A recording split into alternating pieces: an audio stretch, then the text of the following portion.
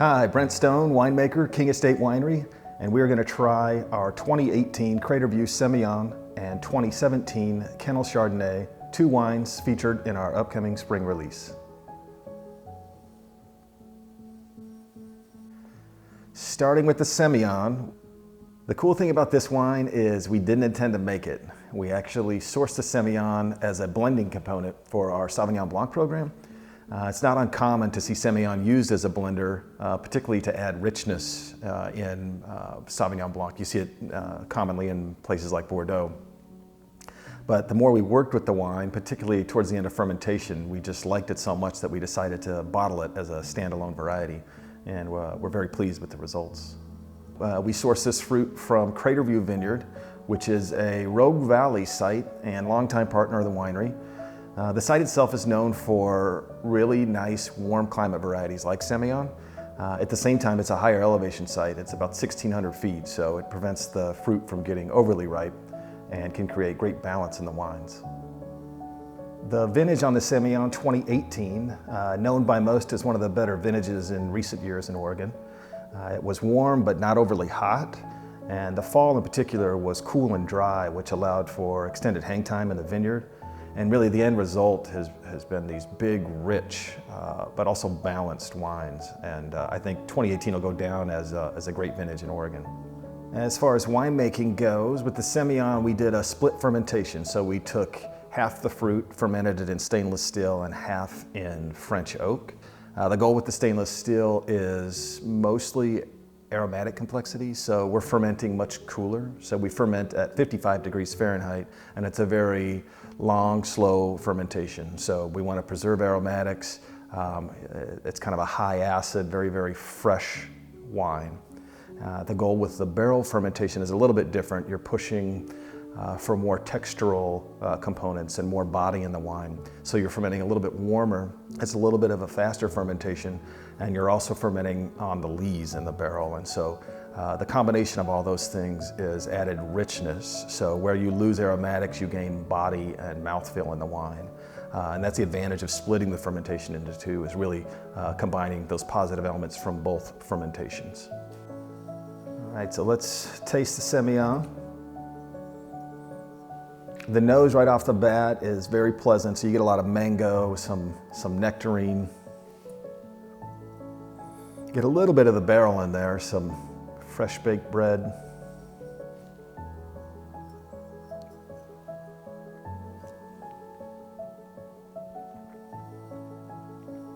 The palate, it's very rich and round like you'd expect, kind of a trademark from the variety.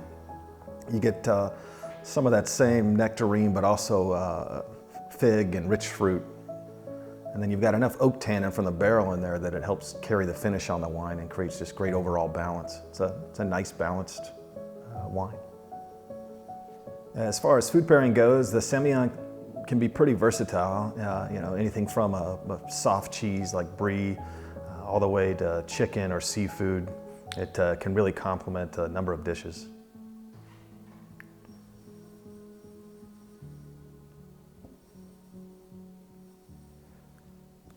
So that about covers the Semillon. While we didn't intend to make it, we are very proud of the way it turned out and looking forward to having everyone try it. The next wine up is the 2017 Kennel Chardonnay.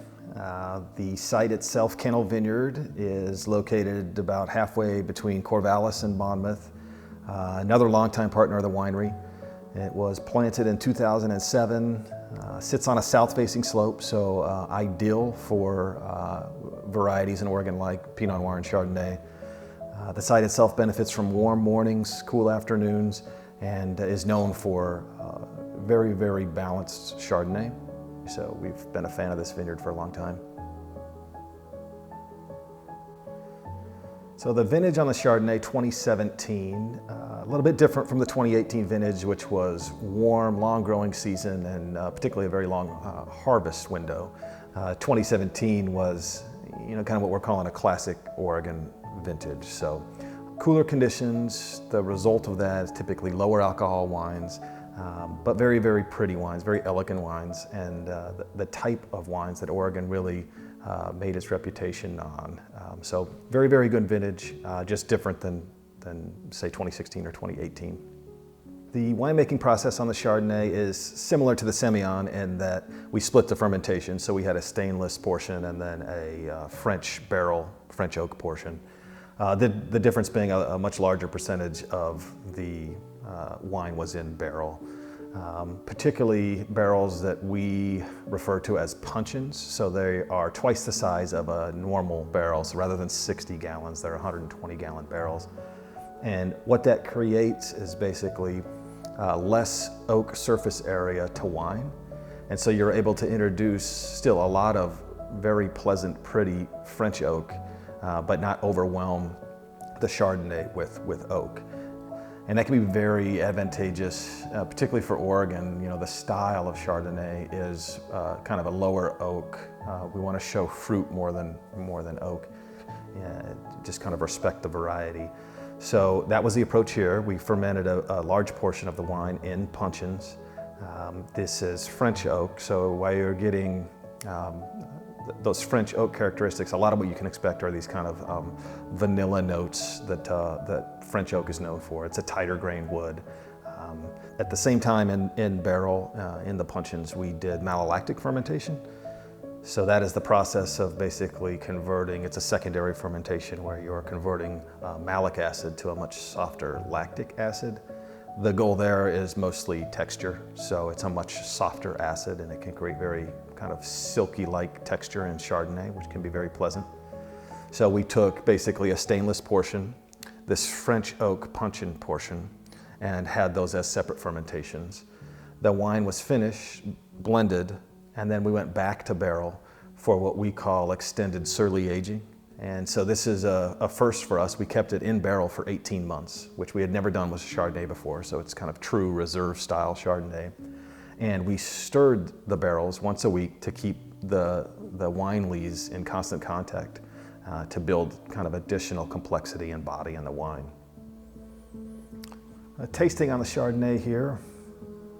It's a great nose.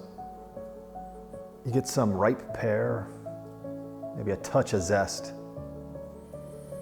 And it's subtle, but there's a little bit of spice too, maybe some clove, which is probably from the barrel.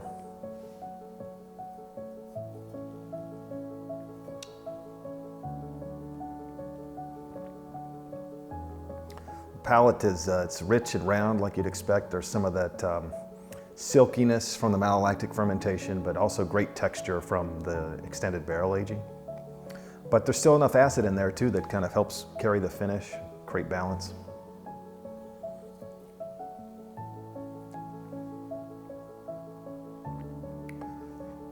Yeah, there's more pear and then also some kind of lemon oil. Get a little bit of barrel on the finish, but it's not overwhelming. So it's this great balance between fruit and oak and texture, and it's a really nice Chardonnay.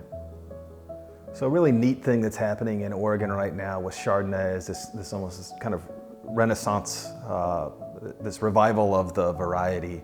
So early on in Oregon, Chardonnay was planted, but it wasn't necessarily the right clones. You know, Oregon didn't have the same warm conditions that places like California did, so the variety struggled. You know, in recent years, say the last 20 years, the right clones, similar to what you'd find in places like Burgundy, cooler climates, have been planted in Oregon. And so you're seeing this great revival and respect for Oregon Chardonnay. It's a different style than you might find in California, so more emphasis on fruit, lower oak intensity, less butter, things of that nature. But really great complexity, great acidity, and very, very food-friendly Chardonnay. So I think that covers the Chardonnay. We're very pleased with the wine. You know, it's kind of our take on a very high-end reserve-style Chardonnay. It's a great site. It's a great time in Oregon to be making Chardonnay, and we hope you enjoy the wine. So that covers the two white wines here, the 2018 Crater View Semillon and the 2017 Kennel Chardonnay. Both in the upcoming spring release. There's some great wines in the release here this spring. So thank you for supporting the Tower Club, and we hope everyone enjoys the wines.